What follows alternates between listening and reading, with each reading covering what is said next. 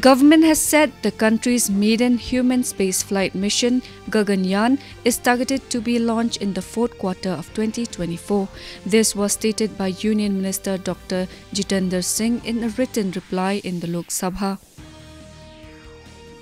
Health and Family Welfare Minister Dr. Mansukh Mandavia has urged people to follow COVID-appropriate behavior and get vaccinated against COVID amid rising coronavirus cases abroad.